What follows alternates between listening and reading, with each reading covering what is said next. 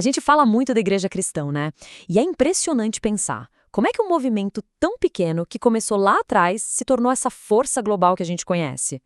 Pois é, para entender isso, vamos direto aos pontos-chave. Qual foi a centelha que deu início a tudo? O que sustentou essa fé no começo? E, claro, qual era a grande esperança que movia essas pessoas? A história toda começa com essa pergunta. Pensa bem, um punhado de seguidores, num canto meio esquecido do Império Romano. Como é que eles começaram algo que literalmente mudou o curso da história? Qual foi a faísca, sabe? O que fez aquilo tudo explodir de uma hora para outra? Então, para a gente entender essa história, nosso caminho vai ter 5 partes. Primeiro, um começo que ninguém esperava. Depois, as práticas que uniam essa comunidade. Aí, a gente vê como a fé foi ganhando uma estrutura. Em seguida, a esperança que movia tudo.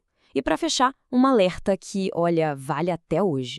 Beleza, então vamos mergulhar na primeira parte, o começo de tudo. O nascimento do que eles chamavam de eclésia. E essa palavra, eclésia, é super importante. A gente ouve igreja e já pensa num prédio, né? Mas para eles não era nada disso. Eclésia significava literalmente os chamados para fora.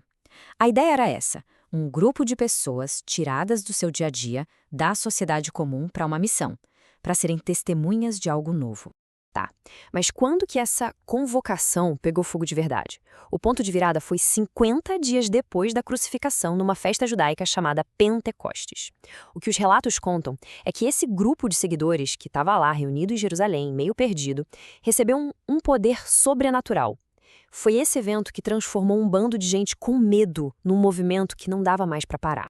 E como é que eles viviam no dia a dia? Dá pra gente ter uma ideia bem clara com essa passagem. É como se fosse o DNA daquela primeira comunidade.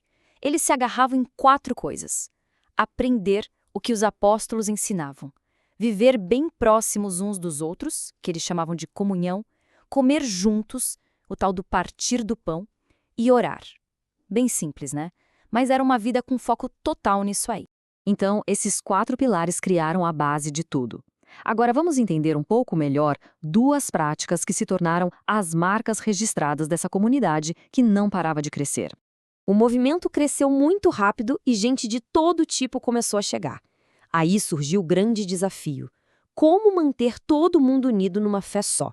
A resposta estava em 2 práticas simbólicas, mas muito poderosas, que criavam um elo entre todos eles. A primeira era o batismo. E olha, não era só um ritual. Era uma declaração pública bem visual de uma transformação que tinha acontecido por dentro. Era o jeito deles de mostrar para todo mundo que a vida antiga tinha ficado para trás e uma nova vida tinha começado. A segunda prática era a ceia do Senhor. Era bem mais do que uma refeição. Funcionava como um memorial que olhava em 3 direções ao mesmo tempo. Olhava para o passado, para lembrar do sacrifício de Cristo. Olhava para o presente, para reconhecer o que ele fazia na vida deles. E, o mais importante, olhava para o futuro, com a esperança de que ele voltaria. Com mais gente chegando e mais comunidades se formando, era preciso ter alguma ordem, né? O movimento precisava de um mínimo de estrutura para não virar bagunça. Mas como eles resolveram isso? O que aconteceu foi que surgiram basicamente 3 jeitos diferentes de organizar a igreja, todos eles tentando seguir o que estava nas escrituras. Um era o modelo episcopal, onde a palavra final era dos bispos. Outro era o presbiteriano, onde um conselho de presbíteros tomava as decisões em conjunto. E tinha também o congregacional, no qual o poder de decisão ficava com a própria comunidade local. Ou seja, não existia uma regra única para todo mundo. Ok, saindo da estrutura aqui na Terra, vamos olhar para o horizonte. Qual era a esperança final? Aquela que dava gás para a igreja continuar. Essa esperança toda sobre o futuro tem até um nome meio complicado: escatologia. Mas a ideia é simples. A palavra vem do grego eschatos, que quer dizer último. Então, escatologia é basicamente o estudo sobre as últimas coisas, sobre o final da história. É sobre como o jogo termina, sabe? Pelo menos na perspectiva cristã.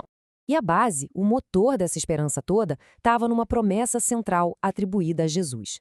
A ideia de que ele ia voltar para buscar seus seguidores. Era essa promessa que alimentava a esperança cristã no futuro. Só que a pergunta de quando isso ia acontecer gerou um debate enorme.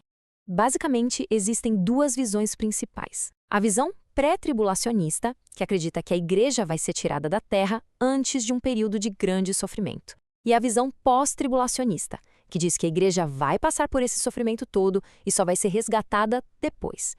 É um debate que, olha, continua até hoje. E para terminar, a gente chega num alerta que nasceu junto com a igreja. O desafio de proteger a mensagem original e saber separar o que é verdade do que é mentira. A imagem que os próprios apóstolos usaram é muito forte. O aviso era bem claro.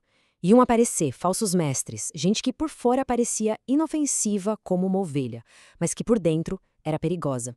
O grande desafio era saber como identificar esses lobos. No meio de tantas ideias e ensinamentos diferentes, precisava ter um teste principal, um ponto fundamental para saber se uma doutrina era verdadeira ou não. Qual era esse critério que não dava para negociar? O teste decisivo era esse. O ensinamento nega que Jesus é Deus? Para a igreja primitiva, essa era a linha que não podia ser cruzada. Qualquer ideia que diminuísse Jesus, que dissesse que ele era só um bom homem ou um profeta, era vista como um desvio perigoso da fé. A divindade de Cristo era inegociável. E geralmente, outros sinais de alerta apareciam junto com essa negação. Ensinamentos falsos costumam criar bolhas, sabe? Isolando as pessoas de qualquer crítica ou conversa com quem pensa diferente. E principalmente, eles não aceitam ser corrigidos, colocando as próprias ideias acima de uma análise honesta das escrituras. E isso tudo leva a gente a uma reflexão final, né?